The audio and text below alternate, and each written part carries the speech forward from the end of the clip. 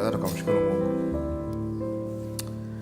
Baba, katika jina la Yesu, asante kwa kutupa nafasi nyingine tena ya kujifunza, kuchambua maandiko na kuona mambo ambayo umeyaweka wazi kwenye maandiko matakatifu ili apate kutujenga tuweze kufahamu yale ambayo umekwisha kufanya katika Kristo Yesu na yale ambayo unaendelea kufanya ndani yetu. Fahamu wetu unaenda kujengwa kwa namna ya kwamba tunapokea kweli halisi kwenye neno lako bila kuwa na confusion aina yoyote. Tunaomba na kupokea kwamba kila mtu anayesikiliza na kutazama anaimarishwa katika kweli, na mwisho wa siku anafahamu mpango mzima Mungu alionao katika kumkomboa mwanadamu tunapoendelea katika session hizi, katika jina la Yesu. Amen. Karibuni kwenye series yetu ya God's Plan for Salvation. Last week tulikuwa a bit random, tulikuwa na hangover ya Pasaka. Tulikuwa tuna push maswali kadhaa, tulikuwa na pre-session kabla tujaanza na session kujadili baadhi ya vitu. Tulikuwa baada ya kujifunza wokovu, salvation, then tukaanza kidogo kuangalia ni nini muamini amepokea pale alipoamini, au katika wokovu kuna vitu gani. Kuna mambo kadhaa ambayo tulianza kuangalia. Tukasema tuanze na ya kwanza, kile ambacho tunaita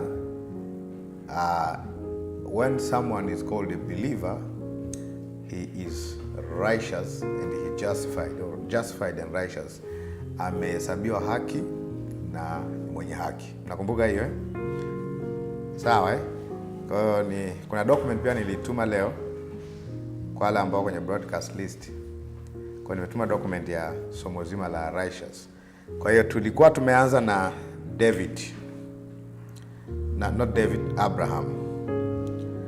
Abraham alivyohesabiwa haki, na ilikuwa ni kama case study kidogo ya Abraham na wazee wengine walio kwenye vitabu vya Agano la Kale.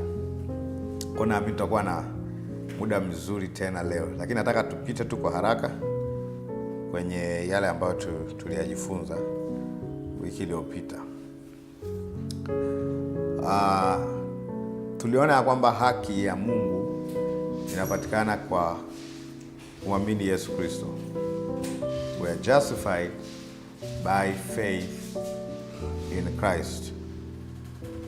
Na tumeona neno justified, kuhesabiwa haki, neno la Kigiriki dikaio, D-I-K-A-I-O-O, dikaio, dikaio, ambayo maana yake ni to pronounce or to declare righteous. Yani pale ambapo inatumika kumtangazia mtu kwamba hana hatia, not guilty. Ni lugha ya kimahakama, lakini in this context we are talking about God, sio mahakama ya hakimu mkazi wala sio mahakama nyingine. Like we are looking God, how does God judge matters pertaining believers. Tukasema muamini amekuwa pronounced or declared righteous. Kwa maana hiyo he is not guilty. Kwenye Warumi 3:21 hadi 24, nitasoma Kiingereza na Kiswahili. Kiingereza nasema, but now the righteousness of God without the law is manifested, being witnessed by the law and prophet. Actually, hizi laws mbili hapa, ndio maana context ni muhimu, ni mambo mawili tofauti. Without the law is manifested, being witnessed by the law and prophets. Without the law, with the law, by the law. Umeona Ni kama vile huko amesema without the law, alafu asema by the law and prophets. Sasa context ni muhimu. Ukitaka kujua context, muktadha wa kitu, you read the whole thing. Usipoelewa discussion imeanzia wapi, huwezi kuelewa. Kitabu cha Warumi inaitwa Paul's Doctrine of Righteousness or Justification. Ni kitabu ambacho Paulo ameweka defense ya kutosha juu ya haki ya Mungu.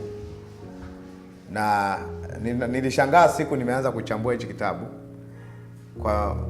Kwa miaka mingi unaweza ukasoma kitabu hiki na usione haki ya Mungu. kama ambapo tunasoma vitu vingi kwenye Biblia na hatuoni intention ya authors, kwa sababu tuna tabia ya kustick na kile ambacho tunataka kusikia hata kwenye kusoma. So you can read the Bible biased, even biased or biased. Kiingereza kipi? Biasly.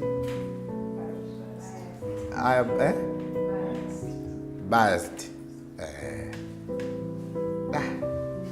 Imekuja na meli. Kwa unaweza ukasoma Biblia kwa nini? Kwa bias. Sawa Kwa bias maana yake unasoma kwa kujisoma. Yaani unasoma unachokitaka. Kitabu cha Warumi unaweza ukasoma ukakuta mstari unaosema wote, actually ni 3:24. Wote wametenda dhambi na kupungukiwa na utukufu wa Mungu. Ukanyanyua kichwa ukaanza kuhubiria kutokea pale. Binadamu wote wametenda dhambi na kupungukiwa na utukufu wa Mungu. Unaanza kukomaa pale. Lakini part B inasemaje? Wamehesabiwa haki bure, being justified freely by his grace through redemption, that's Christ Jesus. Wamehesabiwa haki bure kwa njia ya neema kwa ukombozi ulio katika Kristo Yesu. Unaweza ukabypass hiyo part B. Sasa shida ni kwamba unaweza ukasoma, ndio maana lazima tujifunze kabisa kusoma Biblia. Actually kama tungekuwa tunasoma Biblia kama vitabu vingine, hata hizi kanuni tusingekuwa tunajifunza. Lakini ikifika kwenye Biblia huwa mara nyingi watu ni kama vile wanakuwa na slant. Wana tilt their mind in a certain direction. Kwa unasoma wote wametenda dhambi na kupungukiwa na utukufu wa Mungu, na unawaza dunia nzima. Wote nani? Ukirudi mwanzo, discussion ya Paulo hapa, alikuwa anaongea na makundi mawili. Alikuwa anaongea na mataifa na Wayahudi. Ndio maana kwenye Warumi 1:16 alisemaje? Kwa maana sionei haya Injili, kwa sababu ni uweza wa Mungu uletao wokovu. Akasemaje? Kwa Myahudi pia, kwa Myahudi kwanza na Myunani pia. Kwa lugha rahisi alikuwa anawakusanya pamoja. Now you are talking to two different kind of people. Wayahudi wana sheria, Wayunani hawana sheria. Sasa unapofundisha haki kwa imani, ni lazima uwalete pamoja ili subject matter ieleweke. Uko kwenye sehemu ambayo umechanganya audience ya watu tofauti. Wayahudi wana sheria, mataifa wana sheria. Ndio maana kwenye sura za mwanzo amesemaje? Waliopotea pasipo sheria wamepotea pia, waliopotea katika sheria wamepotea pia. Ili uweze sasa kufundisha haki ya Mungu, inabidi uwatoe walio katika sheria ili wapokee haki ya Mungu, uwatoe pia wasio na nini? Na sheria. Sababu sheria tunasoma kwenye Agano la Kale zilikuwa specified kwa ajili ya Jews, kwa ajili ya Wayahudi, Israeli. Si ndio Kwa hao ndio walikuwa practitioners wakati huo. Bwana asifiwe. Umeelewa maana yake? Kwa inabidi walete pamoja. Na hiyo ni essence ya kusoma kitabu kizima. Essence ya kusoma kitabu kizima. Kwa hiyo anaposema wote wametenda dhambi, sasa unaweza ukaelewa wote ni wakina nani? Walio na sheria na wasio na sheria. Kwa hiyo whether a man has the law, he can still become a sinner. Whether the man has no law, he can still become a sinner. So some have sinned with the law, some have sinned without the law. So when it's come to righteousness of God, it is for all people. Sindio Because whether you are under the law or not with the law, you can fall short of what? The glory of God. So now, haki kwa imani inaunganisha watu wote. Unaona Haki kwa imani inaunganisha watu wote. Uwe mataifa au usiwe mataifa. Kwa inawaleta Wayahudi pamoja na wasio Wayahudi pamoja. Ndio maana katika Kristo, kwenye Wagalatia anasemaje? Katika Kristo hakuna mtu mume, hamna Myahudi wala Myunani. Hakuna mtu mume wala mtu mke. Hakuna mtumwa wala mtu huru. Kwa lugha rahisi, the unification is faith in Christ. Kwa hakuna mtu ambaye anasema I have more advantage than having faith in Christ. Sawa eh? Kwa waposema wote, all have sinned, tusiende all over the world. Naona eh? Sababu huwa tuna hiyo omnibus definition of all. Yaani sema hivi, sema I can do all things. Unachukua kila kitu. Sawa eh? Wa Filipi 4:13. Na yaweza mambo yote katika nitia nguvu. Unasema unaanza kukiri. Unaweza nini? Mbona ukifikiria practical unasema mbona Mungu amesema naweza mambo yote, mbona hii siwezi? Lakini all will always be with the context. Kwa hiyo nikisema jamani wote tumefika, unasoma maneno yangu akanukuliwa, niko hapa nimesema wote tumefika. What is wote hapa? Members of this class, si ndio? Okay, when you read the Bible ukiona wote you know, okay, kuna list of things ziko pale, alafu nasema mimi naweza mambo yote. In that context ni yote haya, wote hawa specified. Sawa eh? Amtaki sasa. Kwa lazima always usiweke omnibus definition ya kile unachokisoma kwamba wote wametenda dhambi na kupungukiwa na utukufu wa Mungu. Wote wapi? Read the context. Si ndio eh? Yote yaaminie kwake, yote yawezekana kwake aaminie. Hebu weka yote pale. Yote yapi kwake aaminie yanawezekana? Sasa unajua ukiwa na imani unaweza ukafanya chochote. Okay. Ngoja alete mgonjwa hapa. Biblia waamini tuko hapa yote yawezekana kwake yaaminie, si ndio? Kuna mtu hapa anatakiwa pasulie kichwa. Sema Biblia inasema naweza mambo yote katika nguvu papa katika jina la Yesu. Naomba kisu. Umeelewa maana yake? So context. Basically, kwa sababu I always say a lot about Bible interpretation kwa sababu ndio shida ya matatizo mengi kwenye uelewa maandiko. Ukisoma kwenye hiyo wa Filipi 4 kuanzia juu, Paulo alikuwa anazungumza hali yake ya kutokuwa na vitu na kuwa navyo, kuwa na vingi na kupungukiwa, si ndio Akasema naweza mambo yote. What is the context?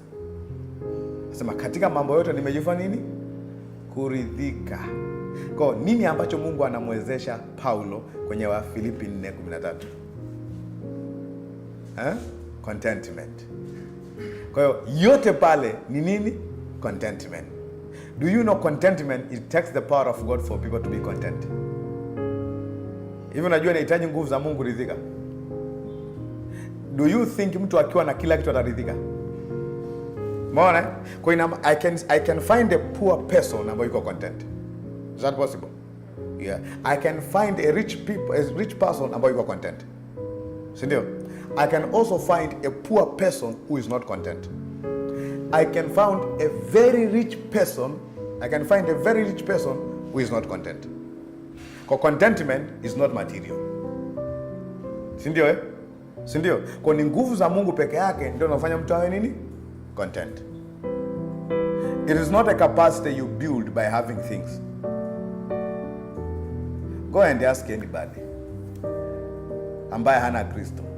Sasa mimi baada ya kununua gari la kwanza, la pili na la tatu nikaridhika kabisa. Yaani no. Contentment does not come from east or west. It is in Christ. So actually contentment is same as spiritual growth. Bwana asifiwe. Kama unaelewa Sasa contentment sio haina maana mtu afanyi kazi na kujibidisha. Ina maana anao utulivu sio wa kawaida kwenye mazingira yote. Whether things are working perfect or not working perfect. Stability. Kuna mtu akiwa na hela wote tunajua hapa. Anaweza kaona kuanzia kwenye uso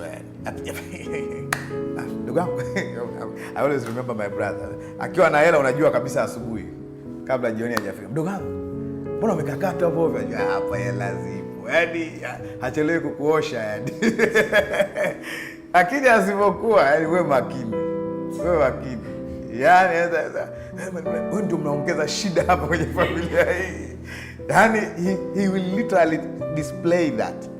Like kuna watu ambao they are stable, very stable. Things go up and down but they are still the same people. Ndio mtu mwingine unaweza ukajua kama kazini kuna shida au hakuna. Akija nyumbani, akija kama watoto wanaanza kupata tabu, unaweza kala mabuti. Nyie mnakaa tu hapo.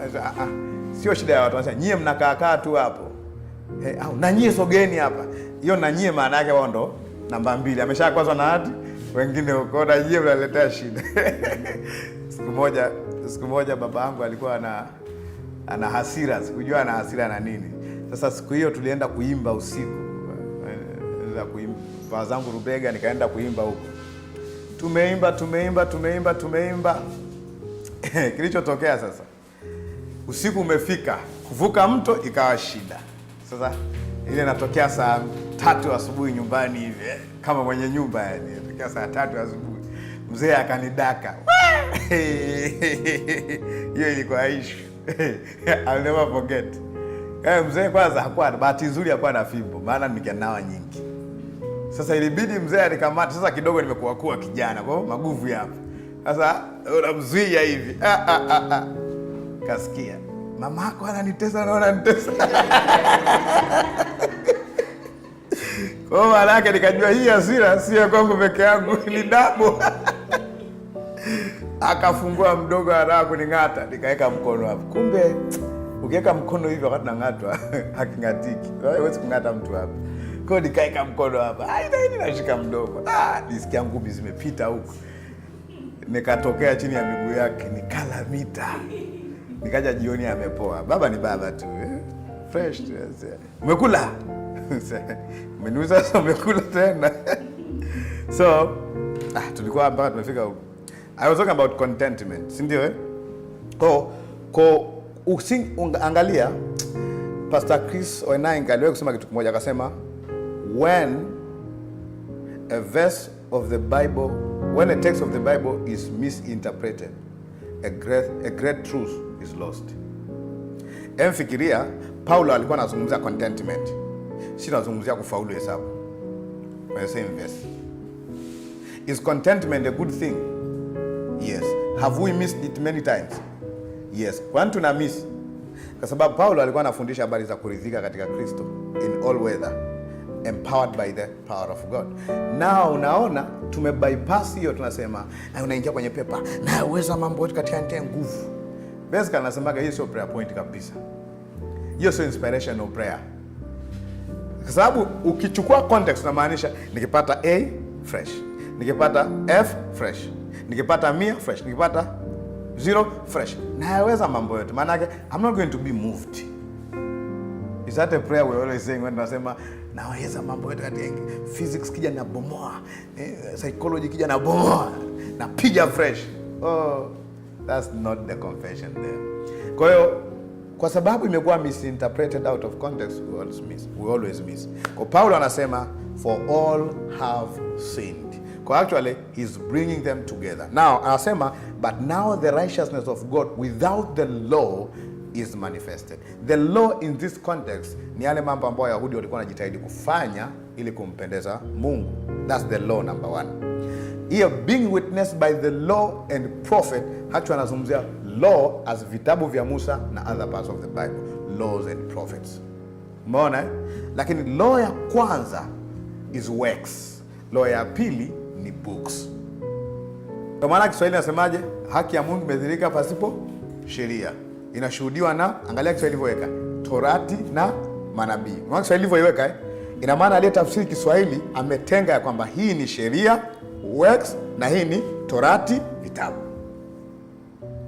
Unaona if you read in English you see law. Kwa kaamua kuiweka hii sheria alafu akaita nini? Torati.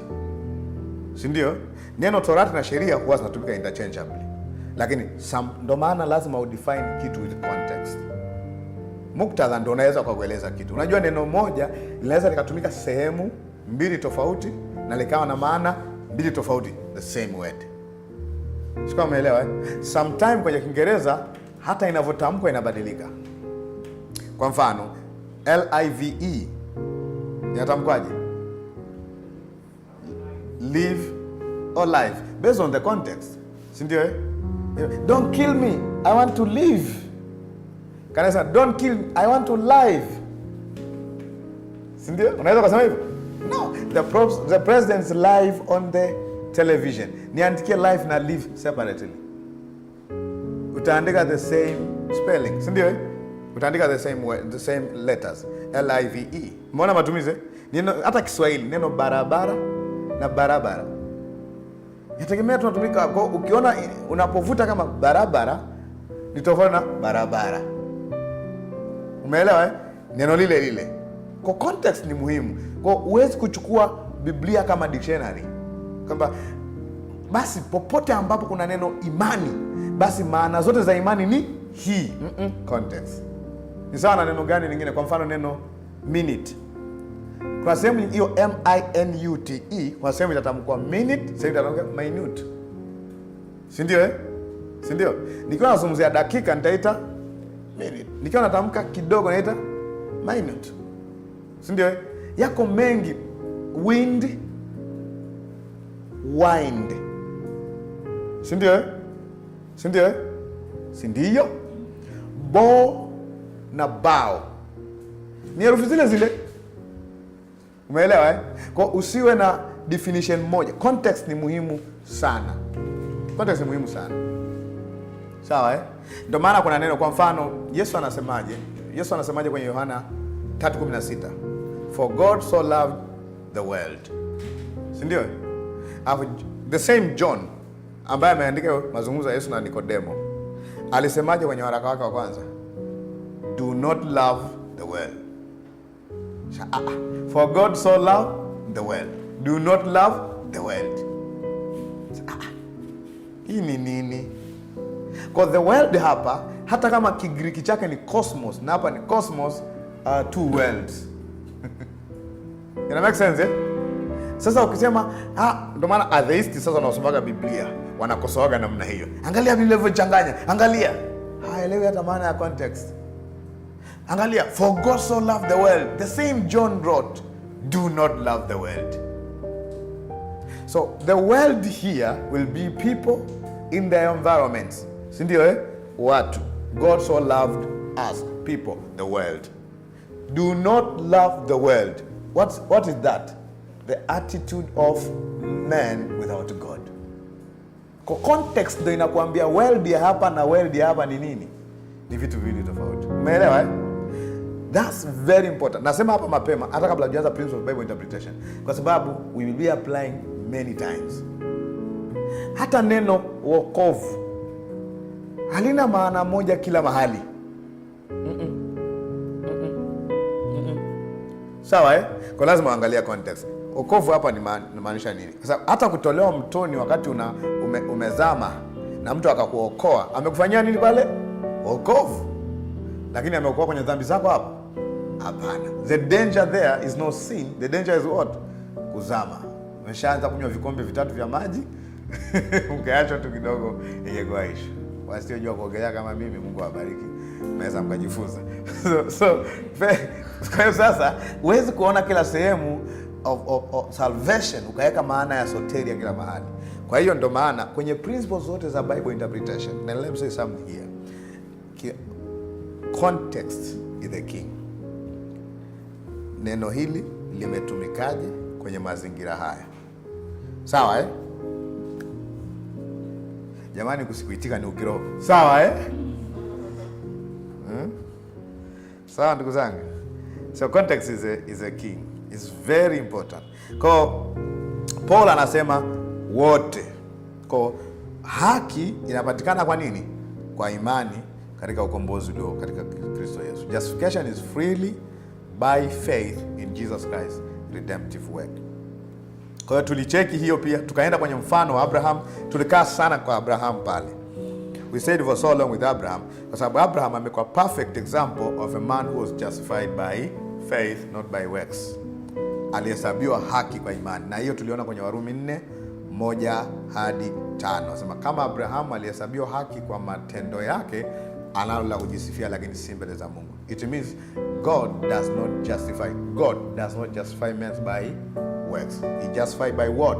Faith. Faith means I put trust on him, what he said and what he does. Mnakumbuka maana ya faith eh? Tunazungumzia about his willingness and faithfulness to perform and his capacity to perform. Mnakumbuka eh? So we trust him because he has demonstrated his ability to do. Sawa eh? Sawa. Yeah. Kwa hiyo tukaangalia pia kwenye Warumi 4:24 hadi 25. So, but for us also, to whom it shall be imputed, if we believe on him that raised up Jesus our Lord from the dead, who was delivered for our offenses and was raised for our justification. Angalia, for our justification.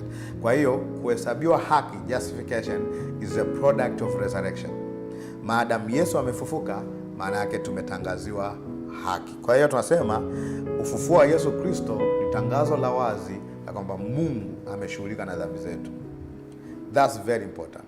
Alitolewa kwa sababu ya makosa yetu, offered for our sin, and was raised for our justification. Tukaangalia pia Wakorintho wa pili 5:21.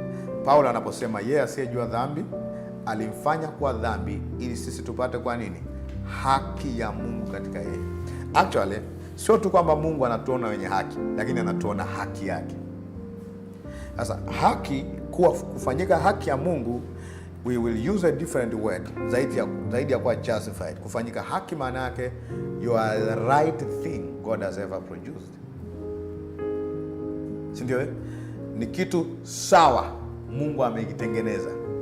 Actually, Mungu anamuona muamini yuko complete kwa sababu amemwamini Yesu Kristo. Kwa nini? Kwa sababu Jesus alichukua nafasi yako. Actually, he became sin for us, so that we might be made righteous of God in him, in Christ. Sawa eh? Sawa. Kwenye Wafilipi 3:9 Paulo anasema kitu kingine. Paulo anasema, and be found in him, not having my own righteousness which is of the law. Even the vitabu of the law, what is that? Is that the law here is books or deeds, works? This eh? And be found in him, not having our own righteousness which is of the law. Kwa hiyo our own righteousness maana yake haki patikanayo kwa nini? Kwa matendo yangu. Kwa hiyo pale ameweka sheria kwa sababu Wayahudi wanaelewa kimaanisha which is of the law, but through the faith of Christ the righteousness of God. Afa akasema by faith. Kwa asema nisiwe na haki yangu mwenyewe ipatikanayo kwa matendo ya sheria, lakini haki ipatikanayo kwa imani iliyo katika Kristo Yesu. Sawa? Sawa. Yes. Tukasoma pia kwenye Wakorintho wa kwanza 1:30. 1 Corinthians 1:30. But of him you are in Christ Jesus, who of God is made to us wisdom and righteousness and sanctification and redemption. Sasa kuna maneno mazito sana hapa. Kristo amefanyika kwetu nini? Hekima, haki, utakatifu na ukombozi. Kwa basically mtu kusema ninaye Kristo ni sawa na kusema ninayo hekima, ninayo haki, ninayo utakaso au kutakaswa, au nimekombolewa by having Christ. By having Christ. Kuwa na Kristo namna gani tutaangalia mbele kwenye indwelling, kukaliwa na Roho. Sawa eh? Kwa it's not by the law. Kwa hiyo ukiona is not by the law ni sawa sana kusema it's not by works. Isiyopatikana kwa sheria ni sawa sana isiyopatikana kwa matendo yangu. Sawa? Sawa. Wagalatia 2:21 tulisoma pia. Galatians 2:21. I do not frustrate the grace of God, for if righteousness come by the law, then Christ is dead in vain. Hiyo neno zito sana. Anasema si batili, Kiingereza umetuma I do not frustrate. Si batili neema ya Mungu. Kwa sababu kama haki inapatikana kwa matendo ya sheria by the law, then Christ is dead in vain. Kwa lugha rahisi, mtu yeyote ambaye anataka kuhesabiwa haki kwa matendo yake Ni sawa na kutokuheshimu kazi ya Yesu Kristo. Ni sawa na kusema Yesu aliuza nyago msalabani. Sio ni matusi Anasema kuna namna ya kumtukana Mungu. Ukianza kujitahidi kupata alicho kifanyia kazi kwenye kufa na kufuka kwake, that's actually insulting him. He's not trusting him. Si ndio? Yaani sawa na baba yako amekuja ameukuta umepuyanga huko mjini, umeishiwa kabisa, unadaiwa kila mahali. Unadaiwa benki zote. CRDB, NBC, Equity. Sijui kila mahali ambapo unaweza ukadaiwa. Umeenda na kwenye mobile money unadaiwa. Kila mahali unadaiwa, ni madeni yamekukaa. Alafu baba yako akajitokeza. Kumbe baba yangu ni wealthy man. Akakulipia kila kitu kiasi kwamba you will never go bankrupt. Yaani maana yake una bima ya kula na kunywa na kuvaa maisha yako yote. Amelipa deni zote. Na unaweza ukaimba kabisa na usiamini. Amelipa deni zangu. Ukisikia Wakristo wanaimba Pasaka utafikiri wanaamini. Msamaha wa dhambi niliopata Kalvari, alinipa deni. Nasema umelipiwa deni lako lote, hauna dhambi tena. Samahani mtumishi, samahani. Usimkufuru Mungu. Sasa hapo anakufuru bali. Lakini ametoka kuimba alinipa deni. Acheni ukasuku ndugu zangu. Kweli kuna Wakristo wakimbaga nyimbo, unawauliza unaamini unachokiimba, utacheka sana. Yaani mtu anaweza kama amebeba 10,000 anaimba nimekombolewa na sadaka ya ukombozi anayo, ndiye ni rehemia kwa bei ya mauti yake nimekuwa kombolewa. Ndugu zangu, kuna mambo ambayo huwezi kukombolewa kwa maombi peke yake. Kuna mambo ambayo na sadaka zapeleka pale za sadaka ya ukombozi. Lazima ukomboe familia yako. Nimekombolewa na Yesu. Na unaweza ukasomewa na mstari Petro anaposemaje pale? Hatujakombolewa, tumekombolewa na vitu visivyoharibika. Si kwa fedha, na imeraja pale, si kwa fedha wala dhahabu. Na utatembea na 10,000 Msimbazi kabisa. Kwenda kujikomba. Hii Biblia kwa nini mnayo sasa? Umeona? So nilikuwa kasuku pia. Nilikuwa nimetubu kasuku wangu. Tulikuwa wapi jamani? Kwa hiyo to Christ death. Okay, nilikuwa nazungumzia mfano wa huyo ndugu. Kwa anakuja anakulipia kila kitu. Kila kitu kimelipwa. Si ndio Ameweka bima ya kwamba wherever you go you eat. Alafu kesho hawakuta na bakuli. Saidieni jamani. Hivi mzee wako yule aliyehakikisha amelipa fedha ambazo utakula maisha yako yote mpaka utakapokufa, hawakuta na hiyo? Sio kumtukana. Imagine wewe ndio huyo mzazi, una heshima yako mjini, kwenye hili eneo uko vizuri, alafu utakuta mtoto. Ngoja nitoe mfano. Mtoto wa Mama Samia Suluhu Hassan tunamkuta pale Salenda Bridge, ana kikopo cha kuomba hela. Wewe utasemaje? Hebu niambie, utasemaje?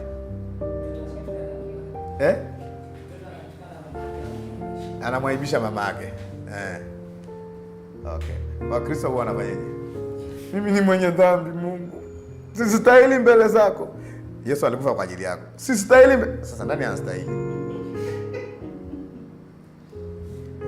Na umesema nimemwamini. Alafu unaona unanyenyekea. Unaona kale ka feeling ka kunyenyekea. Yeah.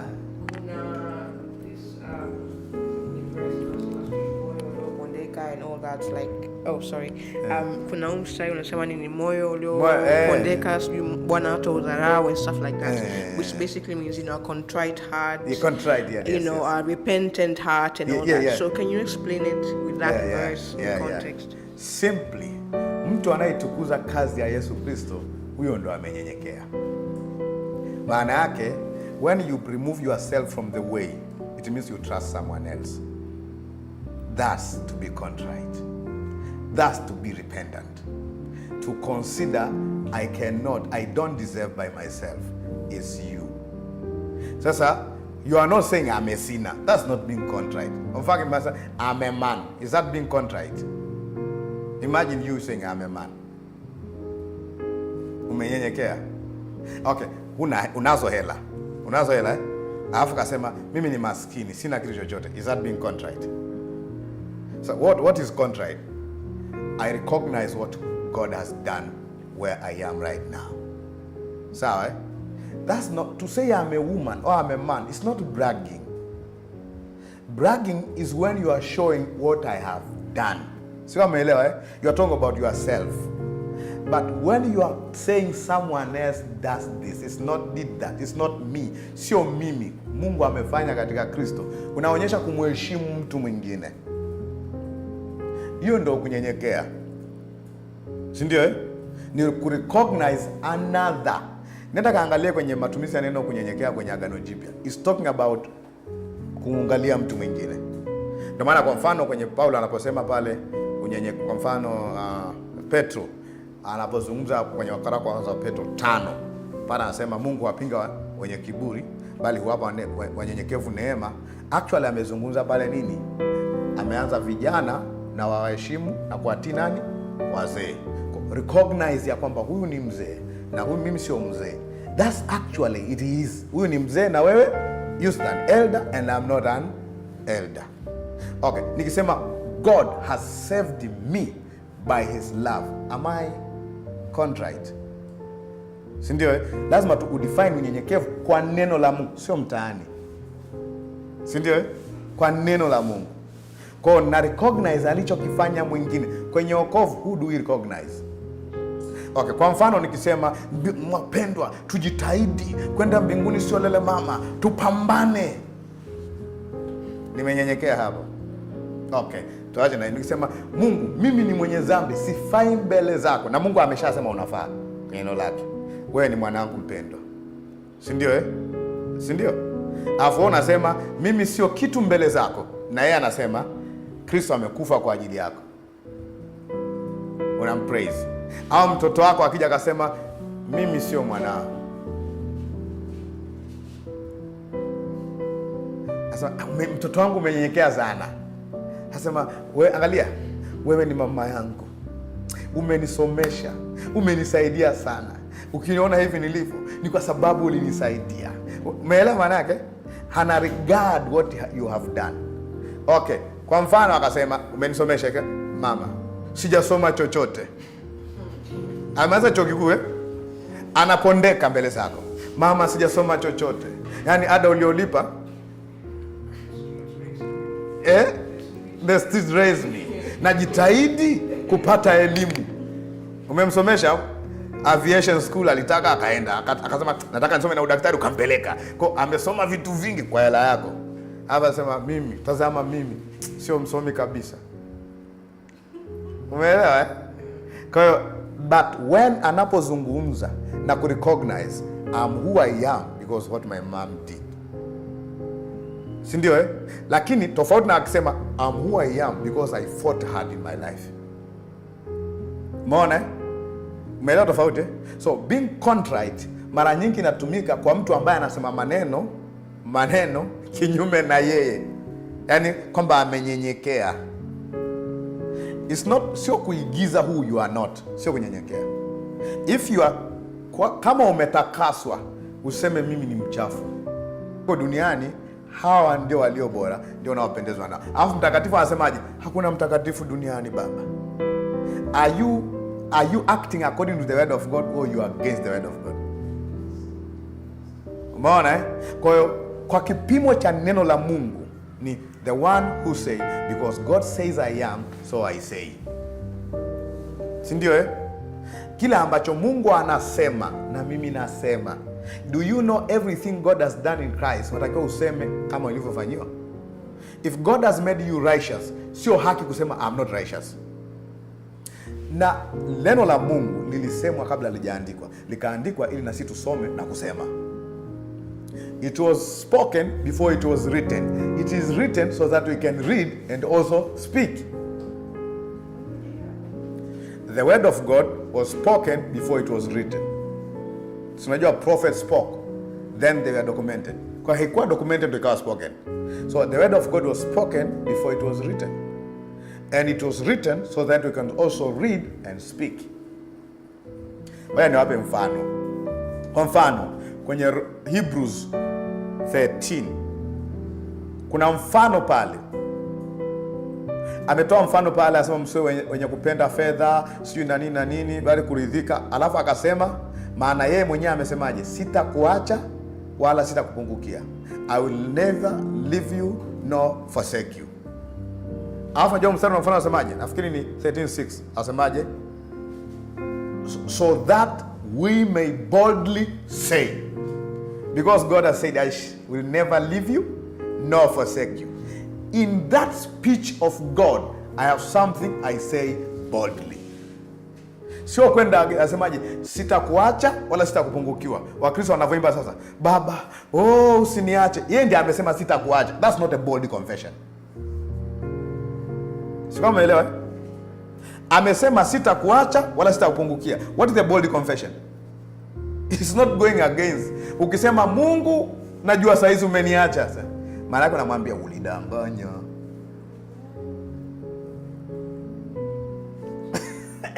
Utafikiri kwa msalaba na Yesu.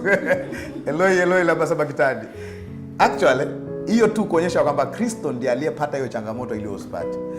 Yesu hawezi kusema Mungu wangu mbona umeniacha. Na Mkristo naye anasema Mungu wangu mbona umeniacha. Kwa sababu sin basically in separation. He's showing as a human, Jesus was God and human. Si ndio? As a human, I am separated. So that what we can be brought into what? Fellowship. Sasa mtu ambaye kwenye fellowship naye anasema Mungu wangu mbona umeniacha. Sasa Kristo hakuwa na haja ya kusema hivyo kwenye mtu wa msalaba. Si ndio? That kwenye law tungesema hiyo ni double nini? Si double punishment. Yaani mtu ambaye ameshaitumikia kifungo na akaifia and then akapewa punishment nyingine. Maana yake kama amekufa kwa ajili yangu alafu I'm dying the same process. Maana yake the judge there will be unrighteous judge. Si ndio? So this one have paid everything mpaka akalipa na akaonekana kesi imefanya nini? Imeisha. Alafu kuna mtu anadaiwa kitu ambacho kimelipwa na yule mtu mwingine. Hiyo sio haki. Sawa Kwa anasema that we may boldly say, sitaogopa. Mwanadamu atanifanya nini? I simply acknowledge that I have him. I should not be afraid. Kwa ukisema sitaogopa, sinaonekana kama ni kiburi kwa watu wengine. Sasa unajiamini sana. No, that's the bold confession because of something God said. Umeelewa Lakini mtu mwingine akisema nasikia kutetemeka, sijui nitakuwa wapi siku hiyo. Yaani sijui. Yaani naogopa. Mbinguni sio lele mama. Inaonekana huko umezama. Umenyenyekea. Na tunalia kabisa, tunaita na wanawake waombolezao.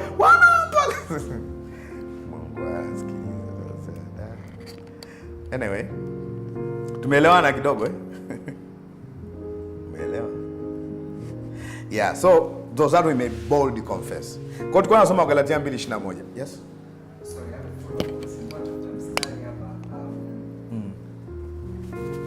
kwa sababu nafikiri 1 John aliwaandikia, I think it's Christians, right?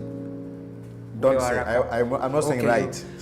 Okay, sawa, lakini yes, kwa sababu verse 7 anasema but if we walk in light as he is in the light we have fellowship. And then ukienda verse 8, 1 John chapter 1. If we say we have no sin, we deceive ourselves and the truth is not in us. If we confess our sin, he is faithful and just to forgive us and cleanse us from all unrighteousness. Na kamalizia, if we say we have not sinned, we make him a liar and his word is not in us. I know that if we confess our sins. Ndio tunachozungumzia hiyo? Yes, can you please? Okay. Number 1, kwenye principle Bible interpret tunajifunza kwa mbele. How many times in the New Testament the statement like that is made in the church? That's the only place. That puts a query in your mind. Why was only John who spoke that? Kwenye Bible interpretation tunasema kwa vinywa kwa mashahidi wawili au watatu neno linathibitika. You don't find a corroboration in the New Testament where the church was told to confess their sin so that they be forgiven. Sindio Do we know that? Naangalia kama ndo mnaanza darasa leo. Sawa That's number one. Every time you are doing Bible study, ukifika sehemu ya kwamba vitu vyote vinazungumza upande huu, alafu kuna moja kinachozungumza upande huu, it call for Bible study, which that is a session. Sawa eh? Hiyo utaistudy kabisa. Sawa eh? Kwa sababu if in terms of forgiveness, what do we confess? God, ngoja niulize swali la kawaida kabla tufanye Bible study. Does God know that a sinner is a sinner? Okay. Can a sinner say I'm a sinner and still as well forgiven? Yeah. What do we confess? Unakumbuka kwenye Roman 10? The Lordship of Jesus. Na actually kuna Lordship of Jesus hapo. Shida ya hapo ni mahali koma imewekwa. Sawa eh? I'm not going to study today. Nawaambia shida hapo ni mahali koma imewekwa. What do we confess? Sawa? Tutafanya study ya kinachoitwa syntax error from Greek. What is that? Sawa? Can I pause tusubiri hiyo? Ili tumalizane na righteousness. Sawa? Tumeelewana? Yeah. But that's very important. Hiyo tutaifanyia session yake kabisa. To study.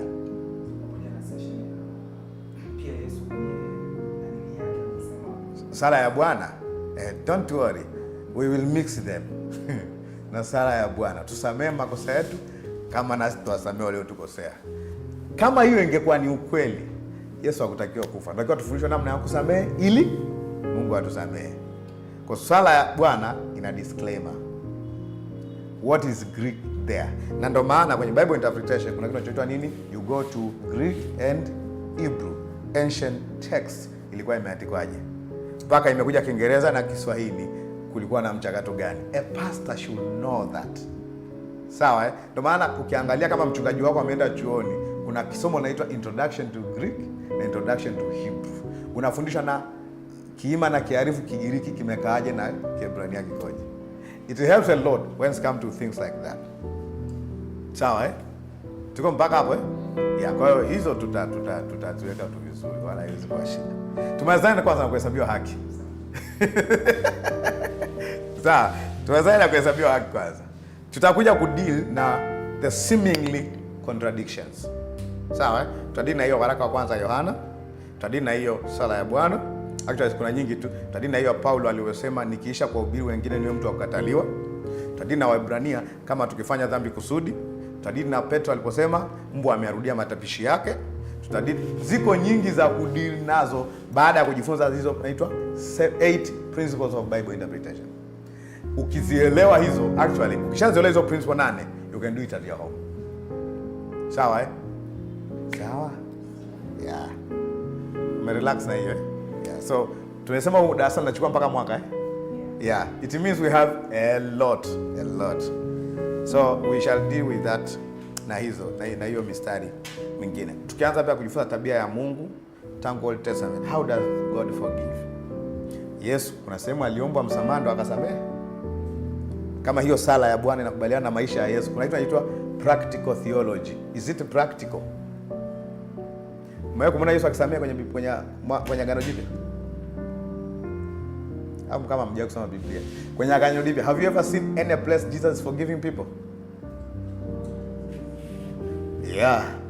Alipoletewa yule mtu ambaye alikuwa mgonjwa, akapitishwa kwenye dari, alimwambiaje? Mwanangu umesamehewa dhambi zako. Naomba niwaulize, aliomba msamaha? Hapana, hakuomba. Okay. Alipokuwa msalabani? Aliwaambiaje? Wasamehe. That's God, eh? Jesus is God, eh? Wasamehe wajua waliomba msamaha na wale watu walikuwa wanampiga? Hapana. That's practical theology. Okay, niulize nyingine. Yule mwanamke aliyempaka mafuta miguuni kwa nywele zake, alimwambiaje? Mwanangu, alimwambia umesamehewa dhambi zako, si ndio? Yule mwanamke aliomba? Hapana. Okay. Kuna sehemu yote Yesu alisamehe alitoa msamaha baada ya kuombwa? Not even a single God. Is Jesus God? Or he was acting like God? Umeelewa maana yake? So, ukija kwenye okay, let's go to practical. Is it? Umeelewa eh? Yeah, so we'll check on that. Nimeweka tu hiyo namna ili upoze kwanza munkari. Tutafanya study kwa mbele. Tumalizieni haki, maana haki inaweza kaenda wiki 7. Sawa Yeah, so thank you for bringing that. Nafikiri ni vitu ambavyo vinatakiwa kuwa dealt perpendicularly. So don't miss classes jamani. Wale ambao wanasikiza na kutazama wasikose segment zingine. Unaweza kaondoka na kitu kingine. Kwa mfano kwenye kuhesabiwa haki. Haki ni kwa imani, si ndio? Yakobo ameandikaje? Imani pasipo matendo imekufa. Sisi tumeshakataa kwamba ni kwa imani, si kwa matendo. How do you debunk that? Alafu ni Yakobo peke yake ndiye amesema. Petro na wengine hawakuwahi kusema kitu kama hicho. Umeelewa maana yake? So every time you find something that seems to be contradiction, it calls attention for proper Bible interpretation. Usinani, wasemaje? Wajua kupotezea? Dismiss. I like that.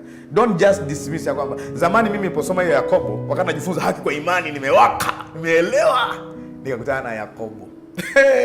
Nikasema Yakobo hapa katakuwa amekosea. Nikasema mjinga mimi. And how can I say James who was with the Lord amekosea? So ni Bible study principle ndio zimenisaidia kuondoa hapa. Sio mimi tu, ilimsumbua Martin Luther. Katoka kaandika vitu juu ya haki kwa imani pale kwamba sio kwa nini, kaziandika 90 na ngapi kule, kazibandika. Watu wakarais na wasema Yakobo atakuwa alikuwa amekosea bwana. It require, lakini alisaidika baadaye Bible study. Sawa Nafikiri kwenye hii ya haki I can go to James leo. Kama dakika zetu zinaruhusu. I still have some 40 something minutes. Sawa Kwa tumeona haki ni kwa imani. Tuanza kwenda na hapo kwanza. Can you go with that first? Yeah. Haki ni kwa imani. Tumeona pia kwenye Galatia 2:16. Nasema knowing that a man is not justified by the works of the law. Mwanadamu hahesabiwi haki kwa nini? Kwa matendo ya sheria. But by faith of Jesus Christ. Kwa imani iliyo katika Kristo. Even we have believed in Jesus Christ. We have believed. Mwana faith that we might be justified by faith of Christ, not by works of the law. For by the works of the law, angalia ni absolute statement, shall no flesh be justified. Hii ni kufunga mlango. Shall no flesh be justified. Sawa. Tusome Warumi 10 about Israelites. Let's read quickly. Paul anaandika maneno aliyosema kwa ajili ya Waisraeli kwenye Warumi 10. Anasema, brethren, my heart desire and prayer to God for Israel is that they might be saved. Sema, dua yangu kwa Mungu ni kwamba Israeli wafanye nini? Waokolewe. Anasema, for I bear them record that they have a zeal of God. Ndio mtu ana zeal of God. Na washuhudia kwamba wana juhudi katika Mungu. Ni watu wako busy na Mungu. Wanatoa sadaka vizuri, wanaowahi makusanyiko, wanakwenda wanaabudu, wanainama na kuinuka, wanajitahidi kufanya mambo mengi kwa ajili ya Mungu. Kama ni Kristo wasema ni busybodies. Mimi na Mungu. So Israel ni mfano wa watu wenye service for God. Wana ibada, wanashika ibada. Asemaje? I have zeal of God. Asema but not according to knowledge. Okay, ngoja niulize, wakati wanaabudu hivyo, wana knowledge? Yes. Kwa knowledge in this context ni a certain kind of knowledge. Kwa sababu ile worship tu ya kunawa na kuingia hekaluni na kufanya unayofanya na kutoa makondoo na kuchinja na kutoa zaka na kufunga, zote hizo ni nini? They have knowledge. Kwa ukiishia hapa but not according to knowledge, unaweza kufikiri ni wapumbavu. No, they know something. What they know and what they don't know is very important. Ndio maana Mkristo pia asipojua hivi anaweza akawa busybody trying to serve God and his service is not accepted. Ni hatari sana kumtumikia Mungu kumbe utumishi wako hauna reward. Si ndio? Kumbe kuna mentality ya utumishi. Ibada sio ibada tu. Kuna ibada na ibada sahihi. Actually unaweza kumwabudu Mungu ukifikiri unafanya ibada na ukao ufanye ibada, au ukafanya ibada ya sanamu na unamwabudu, unasema unamwabudu Mungu. Bwana niwaambie tu cha kuchekesha. Hivi unajua wakati Sauli wakati anaenda kuoa wanafunzi, unajua alikuwa anafanya ibada? Au nafikiri hiyo zila ametoa wapi? He was serving Jehovah. Jehovah from the book you are reading, Genesis to Malachi. He was preserving the word of God. Anasimama pale, nguo zinawekwa pale kama ushahidi ili watu wampige nani? Stefano. Hallelujah. Ndo anasema baada ya ibada ya kumua nani? Stefano. Do you know he turned his worship baada ya kuamini. Sasa akawa anapigwa kwa ajili ya, umeelewa? And he was reading the same book. Ndo maana you can read the Bible and come with idol worship reading the Bible. Kwa sio kusema tu imeandikwa bwana, nimemeza mistari mingi. Unaweza ukameza mistari mingi na bado ukawa unafanya ibada ya sanamu. Ndio maana Yesu alipokuwa anawaambia Wayahudi mwaniabudu bure kwa kuyashika mafundisho yaliyo ya wanadamu. Unafikiri ilikuwa ni anasoma nini? Kiyosaki. Robert Kiyosaki, 4 Quadrants. Alikuwa anasoma 21 Irrefutable Laws of Leadership by John Maxwell. Au nafikiri walikuwa anasoma na nini? Chemistry, Abbott au Lambert. No! Walitoa ibada yao, vain worship, walitoa wapi? Genesis to Malachi. Kwa kuna reading and reading. Kuna interpreting and interpreting. Moja ya ukweli, moja ya uongo. Kwa mtu anaweza akatoka na ibada. Actually, mwandishi wa Paulo kwa Wakolosai anaita kuabudu malaika. And they are reading what? Genesis to Malachi. Lakini unaabudu malaika. How is that possible? It is possible. Knowledge. Waniabudu bure midomo yao, lakini mioyo yao iko mbali nami. Wakifundisha yaliyo maagizo ya wanadamu. Wakifundisha yaliyo maagizo ya wanadamu. From where? Wayahudi hawaruhusu kitabu kingine kiingie wapi? Hekaluni. Wewe wakuta kwenye hekalu la Wayahudi kuna kitabu, kuna japokuwa kwenye makanisa siku hizi tunachanganya inspiration na doctrine. Pastor mmoja aliniomba vitabu vya inspiration. Power Vision, anakuja pale, anachukua ile notes, alafu ana embed mistari. Wayahudi wanakuchinja. Umeona? Sawa. Aurelia uongee. Sawa. Shida unafikiria sana. Sawa, lakini twende pamoja. Yaani anakuja na akili na namuacha. Akili yake ina process. Yaani unasema neno moja, anachanganya notes, anachukua hivi. Nasema kingine, wewe lazima ukarudie kusikiza audio. Kama usikilizi utapata tabu sana. When I'm speaking, you are thinking. It's not bad to think, ndio tunasema usiache akili wapi? Nyumbani. Doctrine haiogopi akili yako. Only kama hatutaki kuexplain, si ndio Yeah, na wanasema gani? Ifika sehemu sielewi nasema hiyo ndugu yangu bado. Yeah. I'm always work under construction. Go a lot of things I'm learning. Asema they have but not according to knowledge. Si ndio kuna kitu hawakijui. Lakini si katika maarifa. Maarifa gani? Akasemaje? For they being ignorant, specific ignorant of God's righteousness and going about to establish their own righteousness. Yaani hawaijui haki ya Mungu. Alafu anafanya nini? Wanajitahidi kutafuta haki yao wenyewe. Haki gani? And have not submitted themselves unto the righteousness of God. Haki yao ni nini? Haki ya kupatikana kwa sheria. Angalia mstari wa 5 anasemaje? For Christ the end of the law, for righteousness to everyone that believeth. So they are lacking what? Faith. They don't believe God, they are establishing their own righteousness. Maana yake, they are trying to make themselves right before God by what they are doing. They don't see the way God made them right. Kwa some version moja. Na King James. Not King James, Amplified. Can somebody open Amplified? Alafu some fast. Tuangalie na Amplified alivyoipigia kelele. Somebody else Amplified? Unayo? Nani mwenye The Message? The Message nimesomaga siku moja nikasema hii noma. The Message imeweka kwenye very contemporary, yani lugha ya sasa. Umepata King James? Nani Amplified? Oh, Message. Basi mpe Mike asome Message. 5 anza 1 to 10, Roman 10, Warumi 10, Anza 1 hadi 5. Soma the message. Sikizeni kwa makini. Okay. Believe me, friends. Believe me, friends. All I want for Israel is what's best for Israel. Yes. Salvation, nothing less. Nothing less, yes. I want it with all my heart and pray to God for it all the time.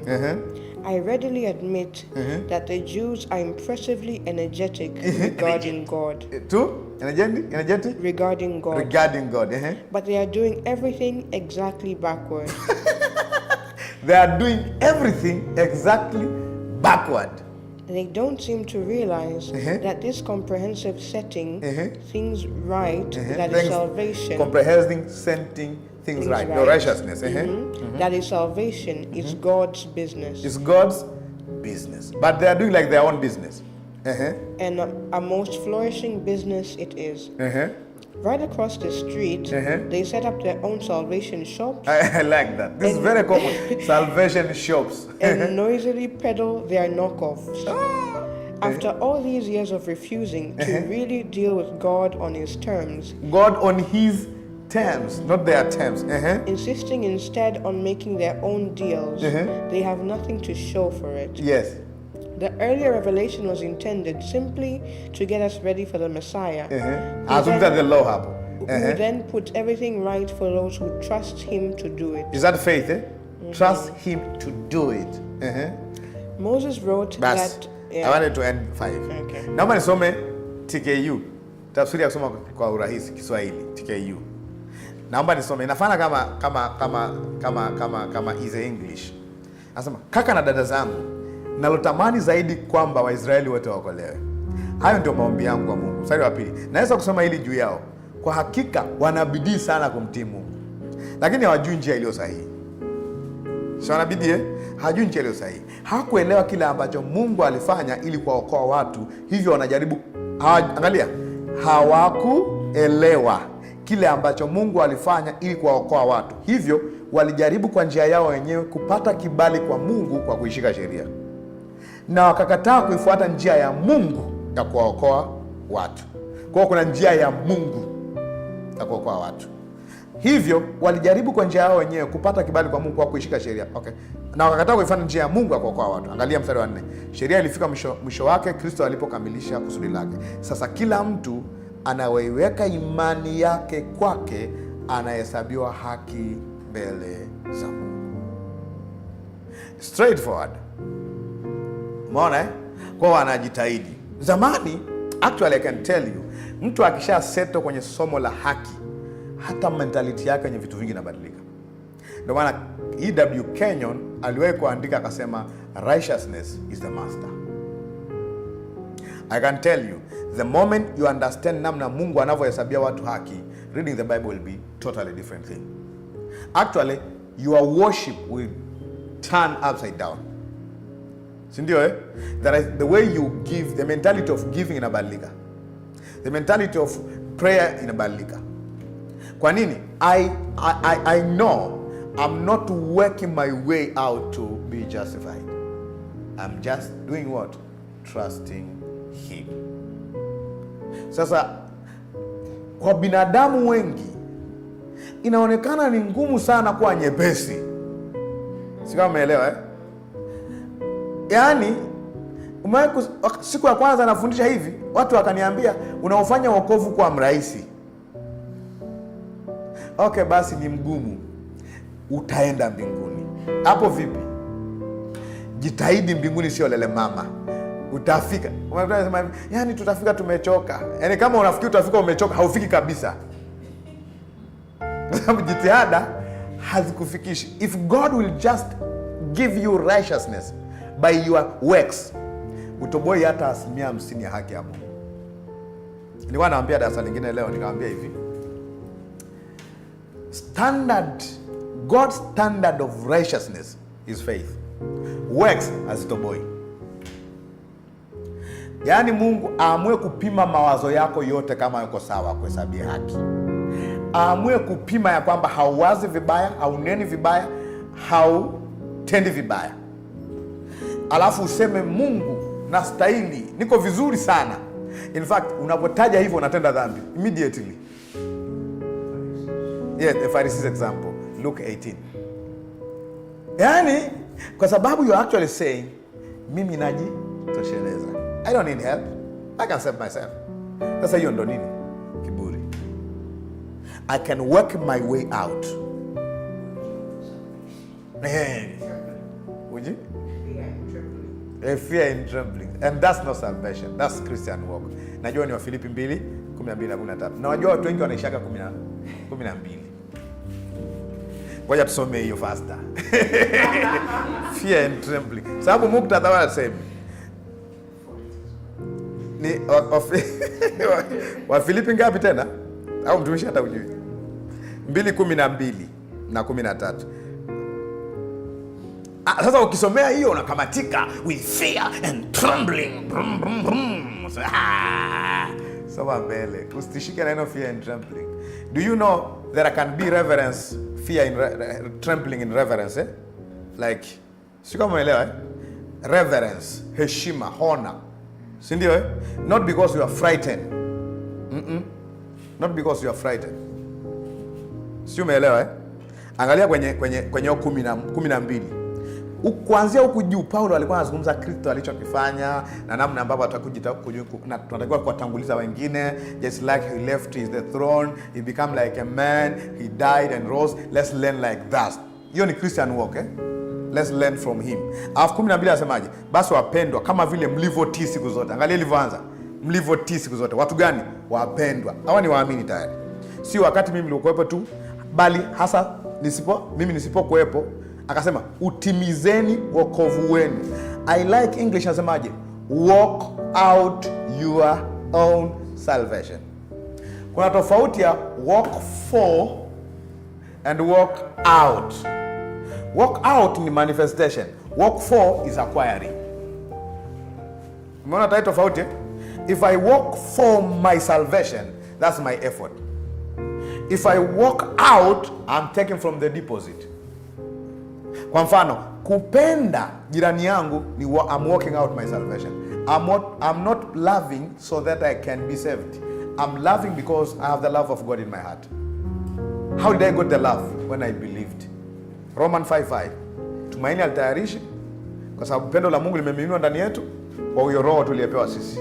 Kwenye Galatia 5:22 nasema tunda la roho. That's walking out. Ndio nasema love walk. Si ndio, eh?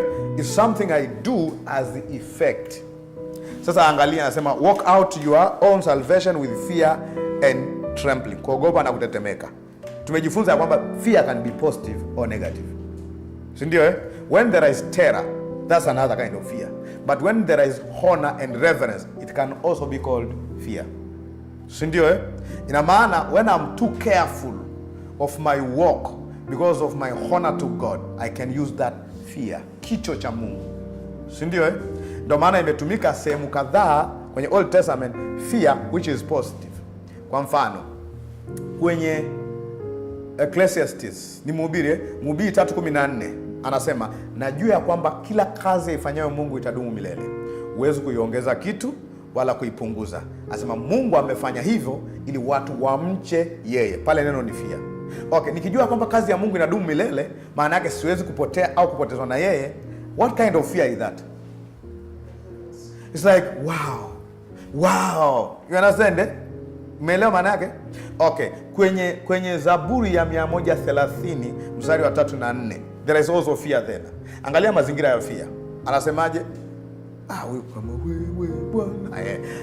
Kama wewe Bwana ungehesabu maovu, nani angesimama? Is that a bad thing to fear like terror? Nani angesimama? Wao jibu lake maana yake nini? Kama Mungu akihesabu tu maovu, hamna mtu anatoboa hapa. Kwa tabia ya Mungu ya kwanza ni kutohesabu maovu. Watu wengi wajui hiyo. Okay. Kama wewe Bwana ungehesabu maovu, nani angesimama? Akasemaje? Lakini kwako kuna msamaha. Angalia, ili wewe uogopwe. Yaani mtu anayekusamea unamwogopaje? Kama is negative thing. Kwa fear can be what? Positive. It's reverence. Ndio maana versions zingine watumia reverence. So fear and trembling is actually a worship word here. Is honoring God because of what he has done. Ni sawa na kusema hivi, mimi nina roho wa Mungu ndani yangu. si ndio si ndio? And kuna huyu kahaba, alafu nataka kulala, nasema namchukua Yesu mzima mzima no please, it's too much to that. Umeelewa maana yake? Is that positive fear? No, because kujua ya kwamba haondoki ni kizini inanifanya niogope kuzini, kwamba I'm bringing too much of Godhead into kwenye tabia moja mbaya. Si kama inaelewa tayari ile kujua ya kwamba I'm not going to lose God. Nisikize vizuri, my worship will be in the church and outside the church. Watu wengi kwa sababu wanafikiri Mungu yuko kanisani peke yake, wakija wamevaa vizuri kanisani, si ndio wakiwa pale wananyanyua mikono, ukimkanyaga anakuambia sorry. Yaani umemkanyaga yeye anakuambia sorry na asogeza mguu kanisani. Ngoja aje mtaani. Ni ile ukinigusa bahati mbaya na kulipua makusudi mtaani. Lakini in the worship, because Mungu yuko hapa. Lakini angejua Mungu yuko ndani. It means I'm the holiest of holies. I respect in the temple the way I respect when I am everywhere. Sio kama unaelewa Ndio maana Wakristo wengi huwa kabla hawajaingia kanisani wanajisafisha na kujitakasa wakamwone Mungu. Lakini huku mtaani ibanjika. Umeelewa maana yake? So even kuwa na uhakika huo inaleta like, how can I do that? Ndio maana Paulo kwenye Wakorinto ambao kuna vimeo vingi alikuwa anawaambia maneno yanayofanana. Hamjui ya kuwa ninyi ni hekalu la Mungu ambalo Roho wa Mungu anakaa ndani yake. Alafu kabisa niulete mwili wangu niunganisha na kahaba. Umeona maana yake? Hajawahi kuambia sehemu mmepoteza wokovu, hamna Mungu nyie. Bring them to who they are, because who they are will produce what they can do. Identity first. Hakuna kati ya waraka wenye uhakika wa Mungu kwa ndani ni waraka wa kwanza kwa Korinto, ambao kuna vimeo kuliko waraka wengine wowote. Waaskofu wa leo angeandika waraka wa kanisa la Korinto, wangeandika matusi. Imagine mtu anatembea na mke babake. Unaanza kumwandikia pale juu, kanisa la Mungu liloko Korinto waliotakaswa pamoja na watakatifu, natuunganisha kule. Sisi hatujatakaswa pamoja na kanisa la Korinto. Umeelewa? Nimesikia kweli ya kwamba kuna zina hapo hata mataifa wanaiga. Haijawahi kuwepo. Alafu ameambiaje huko? Ameambiaje huko mwanzo kwenye sura ya kwanza? Watakatifu waliotakaswa. Paul alikuwa mjinga. He knew identity does not change because of they do, because they did not get because of they have done. They got identity because they believed on what God has done in Christ. Sasa leo ukikosea kanisani kwenu, cha kwanza unaondolewa wokovu. Tunaanzia hapo kwanza. Cha kwanza unakuwa mwana wa ibilisi immediately. Tunakudismiss kwenye ufalme wa Mungu. Tunakuondoa kwanza. Unakuwa kwanza mwana wa pepo, mtoto wa jehanamu immediately. Na wao wenyewe ndio walikwambia sasa umeokoka. Yesu yuko ndani yako. Uzima wa milele ni wa kwako. Sasa hivi anakuambia wewe, ngoja akukuta wewe kwa lugha baada ya kwa asikia habari kwamba umezini juzi. Asikia rakataba. Acha ujinga wewe, unanena nini? Anenaye kwa lugha anajijenga nafsi yake. Roho hayupo. Okay. Tulikuwa hapo kwanza. Hatujamaliza lakini swali limekuja tena. Sijui maswali yataisha mwezi wa 7. Tulikuwa tunamalizia walk out. Hataki tumalize walk out. Nimalizie walk out wala kila itoje? Kila hatua dua. There is a question in every point. Asemaje? Ngoja tumalizie hapa. So umeshaelewa maana ya ku walk out your own salvation. It's not something you are working to get. It's after effect. Kama tungeenda kwenye nani? Kwenye taaluma za watu. Asemaje? Angalia hata alivyosema kwenye 13. For it is God.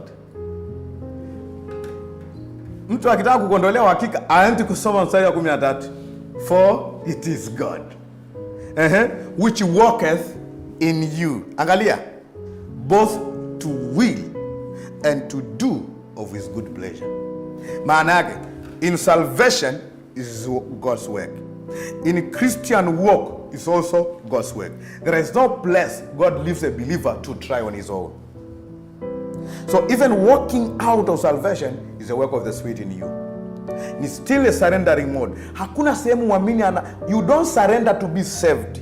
You even surrender after salvation to continue pleasing God. Usifike mahali ukasema nimeokolewa kwa imani lakini najitahidi. Actually, hiyo ndo shida ya Wagalatia. Kanisa la Wagalatia walianza kuamini kwamba wameokolewa, lakini wakaendelea kujitengeneza baada ya wokovu kwa jitihada zao. I'm telling you, that's a problem many Pentecostals fall in. Ukikuta mafundisho ya mwenendo, utagundua ni wao wenyewe. They remove God there. They beat themselves up.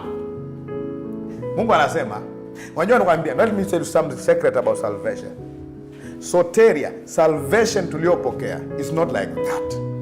Haina maana Mungu ametuokoa kwenye maji wakati tunazama, akatuweka nchi kavu, akatuambia endeleeni kutembea. It's not. It's a relationship. Ametuokoa kwenye dhambi, alafu hajatuacha tushinde matendo ya dhambi wenyewe. No. He did not do that. He brought us, angalia, ndio maana anatumia neno redeem, buy from somewhere, pay ransom, and then make your own walk with. Kwa sio kama mtu yule aliyekuokoa mtoni wakati unazama, akakuweka nchi kavu akakuacha. No, in the point of salvation with him, in working out your own salvation with him, it is God in your will, in your doing. The safest mode a believer should always be surrender mode. Me, by my own power, I cannot please God.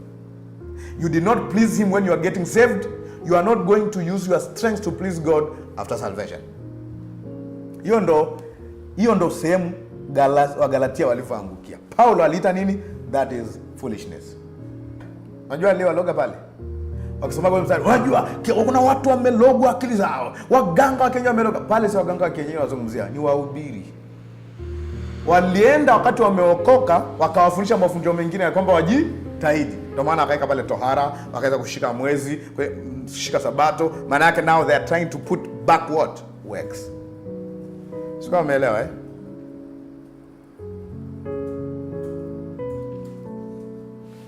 Kwa hiyo unamshauri vipi Kristo ambaye nimeokolewa and it is no longer my work but it's God who works in me? Yeah. Now within the years tumegundua kwamba Wakristo pia kwenye the same two doctrines of grace kuna the other extreme ambao ni legalism. Kwa hiyo unashauri vipi wale ambao wamefall kama Wagalatia to legalism, lakini kuna wale ambao pia baada ya kusikia hivyo wamefall kuna ile doctrine ya antinomianism kwamba wao wanajua kwa sababu sasa hivi we walk in grace na tufutie wokovu na Romans 6 anasema kwa tuendelee kudumu katika dhambi. Kwa wale ambao wanajua sasa hivi naweza nikafanya chochote na wokovu wangu hautolewi, unaweka vipi hizo balance mbili za legalism na antinomianism ili actually out with fear and pamoja tutegemea? The safest place to stay is to say what the epistles say.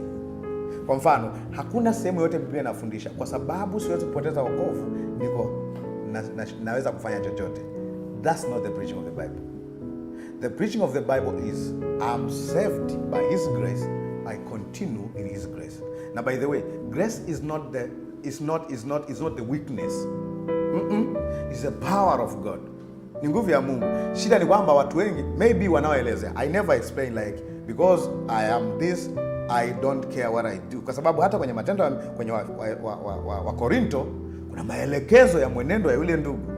Haikuachwa hivi hivi. Actually kanisa liliambiwa likemee. Si ndio eh? They should not glory of what's going on. Kwa kuna maelezo kwenye nyaraka ya kudili. Mwibaji anaambiwa mwibaji asiibe tena. Huko ameambiwa ameungwa pamoja na Kristo. Iko sawa eh? Kwa hiyo ndo maana utaki kuwa bias. When you are unasoma kutafuta tu mambo anao kuambia umeokolewa. Kuna pia inavyosema uenende kama Kristo. Si ndio eh? So the wrong thing is when a preacher is biased. Anataka tu kuambia watu ninyi mmeokolewa. Ndio maana kuna spiritual growth. Unaona eh? Kuna watu wengine baada ya kusikia wameokolewa hawawezi na kuomba, hawaombi tena. Unajua kwa nini hawaombi? sababu they are not told why prayer is, si ndio? So ndio maana kuna reverence of God, haiwi some part. Ndio maana kwenye nyaraka hizo hizo ambazo kuna maelekezo ya kwamba mmehesabiwa haki, kuna maelekezo mwibaji asiibe tena, bali afadhali atafute kazi halali apate kumgawia nini mhitaji. Because the balance will not be my advice. Stay with the narrative of the Bible. Say exactly what the Bible say. Sawa Sawa? Yes. Tunaenenda katika upya wa uzima. Tunajifunza namna ya kumdhihirisha Kristo katika mwenendo wetu. Huwezi kuishia kwenye Galatia 1 na useme Galatia 5. Na nyaraka ziko very smart. Nyaraka zinaanza na salamu, asili yao, si ndio? Baada ya asili yao, kwa kutumia asili yao walivyowaambia, anaanza kurekebisha mwenendo wao, anaweka maonyo, anamaliza na salamu, mwisho wa barua anamaliza. So the Bible is well balanced. There is no a special balance from a certain minister. It's well balanced. The most important thing is stay with the narrative of the Bible. Usiwe bias. That's why you never hear me saying I'm a grace preacher. I don't say that. I don't say I'm the law preacher. No. Because the law can have different meaning in different places. Kama ambavyo tumesoma. Even the word grace can mean different things to different places. If you listen to my teaching, you'll never me identifying myself at anything. What I do is I stay with Bible narrative. Umewahi kusikia nikisema mimi mhubiri wa neema, umesikia hii waka mmoja? Never. I don't even say it by accident. Umeona? Why? Because even the New Testament in a language kama the law. Kwa mfano, the law of Christ. Nimeshasema I'm not the preacher of the law. What about the law of Christ? Which is love. What of the law of freedom? Umeona? The law of liberty. Umeona? So context. I like that context. Inasema nini hapa? So dealing with that, when you stay with the Bible, you won't fall in lasciviousness, then you won't fall in legalism if you stay with the narrative of the Bible. The balance is the Bible, not a certain preacher, not me or another one. Because the balance will be stay with the narrative of the Bible. Kama unasoma Galatia, soma mpaka 6. Si ndio? Yote ina maonyo ya kutosha. Ndio maana mwenyewe ameanza kuwatoa kwenye mwenendo, alafu akaanza kumtaja upendo, anasema sio kutahiriwa, kutokutahiriwa, bali imani itendayo kazi kwa nini? Kwa upendo. Imani, upendo. Upendo ni mwenendo. Umeona? Akaanza kudili na mwenendo kwenye Galatia 5:22. So if you stay with the narrative of the Bible, you won't fall. Ukienda kwenye Wakolosai, amepanga hivyo hivyo. Amezungumza asili yao, akawatoa kwenye legalism, amezungumza bado kwa kuabudu malaika, alafu akarudi kwenye nini? Mwenendo wao, kusameheana, kutokuwa na uchungu. Umeona? So there is no a place where the Bible say things which we hear some people say. Umeona? Kwa hiyo sema mimi nimeokolewa, hata nikitaka kulewa, nitaka kuzini, Mungu hana shida na hiyo. It's not in the Bible now. It's not in the Bible. Si ndio? It's not in the Bible. Tumeelewana? Yeah. What is in the Bible is we are saved freely, justified by faith. Hakuna sehemu nasema now you can freely sin. Sio, mmeelewa? Si ndio? Ndio maana kwenye Tito anasemaje? Neema ya Mungu imefunuliwa. Alafu anasemaje? Nayo yatufundisha kukataa ubaya wa kila namna. There is nothing in that in the grace of God. The grace of God is not a certain point of weakness where people can pass it and do whatever they want. Only if you have something you want to achieve outside the word of God. And that is another thing. That's a false doctrine. You stay with the wholesome word of God. Wholesome means I will say what they said, preach the way they preached. I don't have my own language, but the language of the Bible. Sawa? Yeah. Kwa hiyo ukianza kuzungumzia mwenendo, piga kama Biblia inavyosema. Umuhimu wa mwenendo uko hapa. Na huko niliandika juzi quote moja. Nikasema hivi, pale ambapo tunaambiwa tumehesabiwa haki kwa imani, nafikiri kingine mmeiona hivi. Kwenye nyaraka hizo they are loud about Christian walk. They are very loud. Sawa? Tulitegemea mtu anayefundishwa kumfahamu sana Kristo amreflect kwenye maisha yake. Sio unamjua Kristo alafu na act kama shetani mdogo. That's not the Bible teaching. Si ndio? We learn about Christ so that we may mature. To mature maana yake una reach to the stature or the fullness of Christ. So we will see a believer becoming more like what? Christ. Not become more like what? Crap. Therefore, sorry. Umeelewa Umeelewa? Kwa hiyo the Bible itself imekaa vizuri sana. Kaa vizuri sana. Hata kuweka vigingi. Ndio maana nikisema siogopi kusema ukweli huu, kwa sababu nikianza kusema ukweli huu nitaunyoosha vile vile. So I'll say salvation is by faith and faith alone. And I don't wonder. When I come to how does that help with the Christian walk kwenye mwenendo wangu, I'll also do like the epistles. Unanyoosha. Umeelewa? Yeah. So that's the balance. That's the balance. Kwa hakuna kagep fulani ambayo anasema kwa mtumishi tuna gap. It's not in the Bible. Okay. Tumemaliza na Wayahudi. So nilikuwa nasoma hii akasema kwa hiyo Christ is the end of the law. Si ndio For the righteousness to everyone that believe.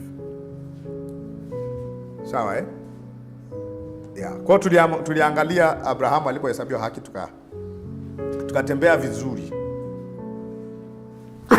Sorry. Righteousness is imputed to the one that does what? That believe. Tusome Warumi 4:3-8. For what says the scripture? Romans 4:3-8. Warumi 4:3-8. For what says the scripture? Abraham believed God and it was counted unto him for righteousness. Now to him that worketh is the reward, not the record of grace but of debt. Kwa kama mtu amefanya, what he has done will be a reward. Si ndio? It's not grace. Kwa kama it depend on what he has done, that's a debt. It has to be paid. But to him that worketh not, Mona, worketh not or does not work. Kwa lugha rahisi, if you are talking of the law, maana yake mtu asetegemea matendo yake ya nini? Ya sheria.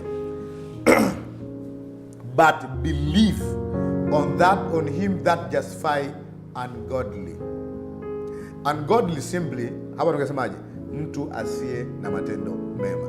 Talking of Abraham, asema his faith is counted for righteousness.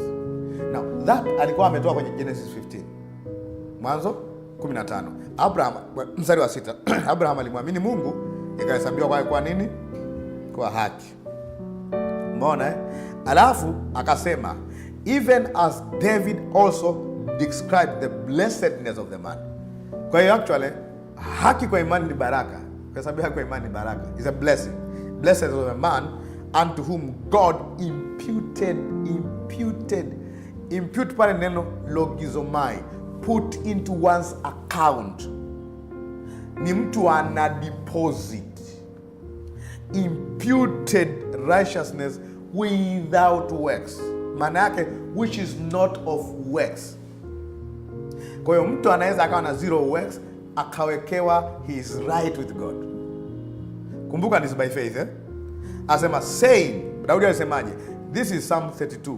Zaburi ya 32 mstari wa kwanza na wa pili. Ananukuu, blessed are they whose iniquities are forgiven. Ametumia neno iniquities are forgiven. Asema blessed are they which iniquities are forgiven. Amebarikiwa yeye ambaye maovu yake afanye nini? Dhambi zake zimesamehewa. And whose sins are covered. Dhambi zake zimesitiriwa. Asema blessed is the man to whom the Lord will not impute sin. Angalia impute imetumika mara ngapi? Mara mbili. Kwa hiyo Mungu ana impute righteousness. Akisha impute righteousness, hawezi kuimpute sin at the same time. Umeona maana yake? Whom the Lord will not impute sin. Kiswahili nasemaje? Amebarikiwa yeye ambaye Bwana hamuhesabii dhambi. Kwa kutohesabiwa dhambi ni zao la imani katika Kristo pekee. Ndio maana nasemaga hivi, and this is sometimes wako wanakuwa mad when I say that. Huwa nasema hivi. Nasema hivi. Asimwamini Yesu Kristo. Mtu ambaye sio muamini, hamwamini Yesu Kristo, haamini kazi ya Yesu aliyoifanya, ni mwenye dhambi hata akijitahidi kutenda mema. Nasemaje? Asiye muamini Yesu Kristo, hata kama amejitahidi kujisafisha kama paka wa kizungu. Hiyo ni nahau. Paka wa kizungu amejitahidi, yani ni yule ukimgusa anakuambia nisamee. Yani wewe ndio umemgusa. Ukimtukana na kubariki anakuletea na hela. Yani ni yule Kama hamwamini Yesu Kristo, haamini ya kwamba dhambi zake zimeondolewa kwa sababu ya kufa na Yesu Kristo, that person is completely named to be a sinner. Na anaweza akawa amejitahidi duniani, ni kama Wayahudi tu, yani ni ule anatembea hata asipokanyaga siafu, a sinner. Why? Because he has not believed what God has done. Niliwaambia leo kwenye darasa moja, dhambi zako ni ngumu kuziondoa kwa jitihada zako. Ziko deep sana kwamba inahitaji sacrifice better sana. Mtu mmoja akasema kama watu wangeelewa dhambi zao zilivyo ngumu kutoka, wangemwamini, wangevalue sacrifice of Jesus. Like kwa sababu watu wengi wanafikiri dhambi zao ni juu tu kidogo, matendo yao wanayofanya. Dhambi zinaenda zaidi ya matendo. Wangemwamini Mungu. Sikiza, Yesu hakuja kufanya kitu ambacho we can do. Hakuja kusema najitahidi kuonyesha njia ili mfanye vizuri sana. He came to do what no man can do. Kwa unaposema what God can do no man can do, think of your salvation. Usifikiri tu mambo mengine. So there's no problem think of that. Kama anaweza kufanya miujiza, anaweza kufanya hivi, but there is no one who can save himself. Sasa niliwachekesha leo nikaambia, imagine watu wanapofundisha, I know people teach about dispensation, tu kwenye kipindi cha neema kikiisha na kuja kwenye kipindi ambacho neema hakuna. Kwenye kipindi cha neema tutajitahidi kujiokoa kwa damu zetu. Nikacheka, tangu lini damu yako ya kunguni ikatosha kukuokoa? Iwe kipindi cha neema au neema imekatika au imevunjika, capacity ya kujiokoa una ilihitajika sacrifice better. Nakwambia hivi, dhambi za mwanadamu zinahitaji sacrifice ya Mungu peke yake. Yesu alichukua mwili akaje kutoka kwa mwanadamu. Ukichukuliwa ukawekwa kwenye kinu, ukatwangwa, ukafanywa centrifugation, ukakamuliwa, dhambi zako hazitoki, zitakaa mpaka kwenye DNA ya damu yako. You only need Christ. Nakwambia hivi, dhambi za mwanadamu ni ngumu kutoa kwa jitihada zake, ilihitaji Mungu mwenyewe achukue mwili aje kumsaidia. Sio mnaelewa eh? Yesu, naambia ukweli, Yesu hakuja kufanya kitu ambacho kwa matendo yako unaweza kuondoa. That's why every time I think of salvation, nanyonya mikono juu. Imagine that. Sio kama unaelewa eh? Imagine that. So every time I talk about what Christ has done, my heart burns with reverence. Imagine that. Sio kama unaelewa. I could think of how it's hard for a man to justify himself. Imagine that. I could think of how it's so hard to save yourself. Imagine that. Imagine kwamba there is no number, billions and millions and millions and millions of activities, better, good activities that can save a man. Imagine that. You know, I read sometimes ago, 2020, nikakaa nikasoma Matendo ya Mitume 10. Nikaanza kusoma Cornelio. I read this man, nikasema kwa injili niliyokuwa naijua, siwezi kumhubiria Cornelio injili. The guy was super. Kwanza alikuwa na mpunga. Huwezi kumwambia njoo kwa Yesu uwe na hela. Unaambiwa jamaa alikuwa ni wakili wa kikosi cha Kiitalia. He was a centurion, si ndio? He had the political power. He had an influence. Huwezi kumwambia njoo kwa Yesu akupe influence. He was a worshipper. Unajua worshipper? The guy was a devotee. Alikuwa ni mtu ambaye anaamka asubuhi na familia yake wanafanya ibada. Mchana saa 6 anakuwa kengele, ibada nyingine. Ni mzee wa swala 5. Yuko vizuri, achemki moja, yani biap. Ukimkosea na kusamea na kupa hela. The guy was so good, so nice. Unaona mambo anayotajwa pale, sio tu, hata supernaturals anazo. Alikutana na angel. Actually, alikuwa confused na angel kama nani? Petro ndo alikuwa na vimeo kuliko Cornelio. Alimwelewa angel straightforward. Hakuwa na vimeo vingi. Petro alikuwa na vimeo vya mafundisho ya Kiyahudi. Asa nisiwezi kula na kitu najisi. Mara 3 anabishana kwenye maono. Mzee wa watu hajabishana kwenye maono, anasema bwana wangu nataka nifanye nini? Anasema akamtume watu Yafa, wakamchukue Petro. Straightforward, but the guy was a sinner. Alipoenda pale Petro, anaanza kuhubiri pale. Nikasema ngoja niangalie atamfundisha nini. Kwa sababu mimi ningesema mtumishi wa Mungu niweke mikono. Kornelio angeniwekea mikono, niwekee na miguu. Maana mimi mwenyewe sijawahi kuona malaika. Imagine, mimi mwenyewe sijawahi kuona malaika. And then this man you are going to lead into salvation has seen an angel. Anatoa sadaka, and mpaka malaika anasema sadaka zako zimefika huko. Imagine, mimi natoaga nini? Just imagine ukiitua Kornelio mhubirie injili alafu anakutajia, yani jana tumetoa kwa misaada watoto yatima tumewapa, zile nyumba 25 nimejenga mimi na nini na nini. Yani ibada unakuta kwenye ibada wamekaa hivi, wameweka mikono hivi, unafungua Biblia unaanza kufundisha nini? Wanasema hallelujah. Mungu anataka usiniinamie. Yani the guy was so humble. Alipofungua maandiko 10:43 akaanza kumtajia Yesu. Kuanzia huku juu Yesu huyo nini Mungu alikuwa naye. Alafu akasema mstari wa 43 akasema huyo manabii wote humshuhudia kwamba kwa jina lake kila amwaminie atapata ondoleo la dhambi pamoja na kila amwaminie, sio kila ajitaidie. Imagine. Kwa imani is not a simple thing like we think. Imagine Cornelio anamwambia kila amwaminie. Sasa kwa hiyo mwanangu, mimi sadaka zangu hivyo. Mimi kuna jamaa mmoja aliwahi kunipa tabu kweli hospitalini. Alikuwa mgonjwa na hali yake ilikuwa mbaya. Alafu the guy give money. Sio kwa maneno. I took some of its dollars kwenye foundation moja watoto yatima. So when he's saying that, I know what he meant. Madola saidia.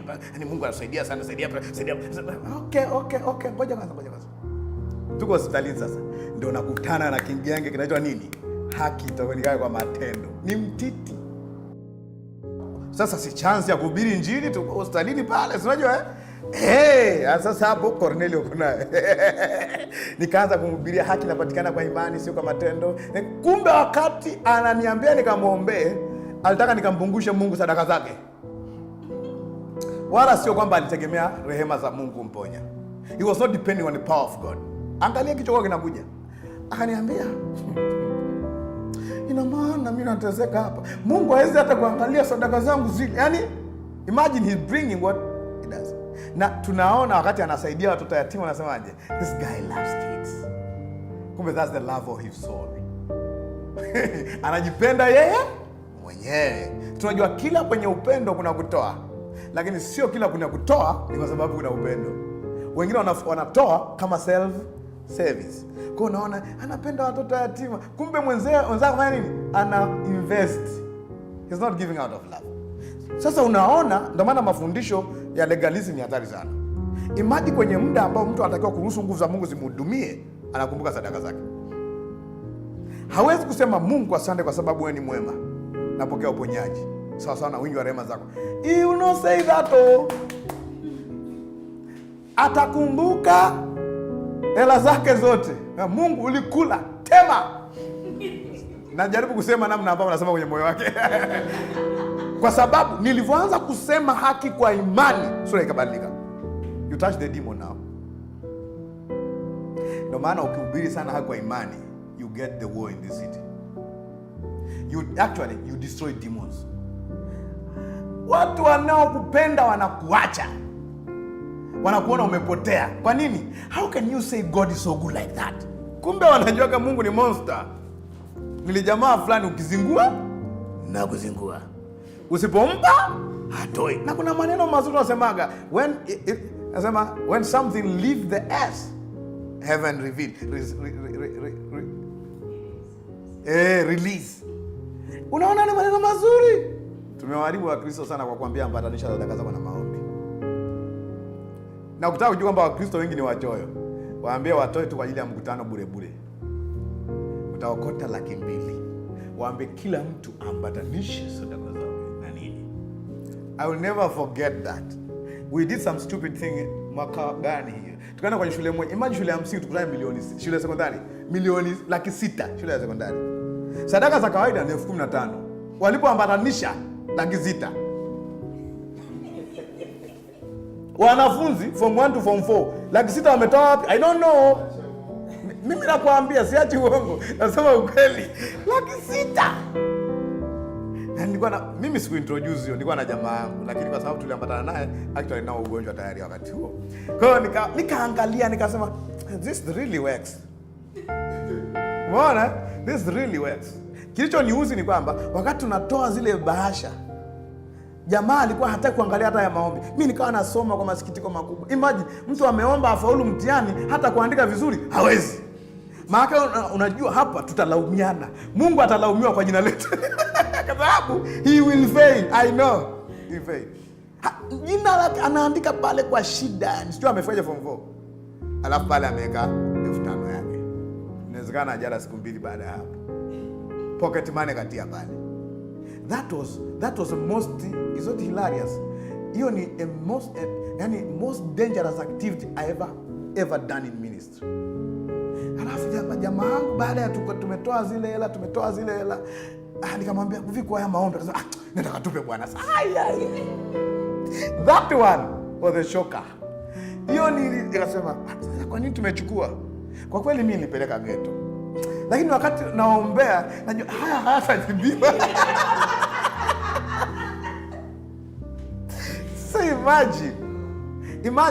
imagine mtu ambaye amempigia mama yake hela akamtumia, Mungu mama nitumie tu nitafaulu. Mama akaenda kukopa. Alafu akamtumia mtoto wake kutoka kwenye kikoba 200 niwekwe pale. Tukala. Mtihani umekuja 0. Kesho mama ataenda kanisani. Akaenda kanisani Jumapili asema muda wa sadaka, asema ndio hiyo uliotoa mwanangu afa. So I actually paint God a certain dangerous color. Ndio maana kuna watu wengi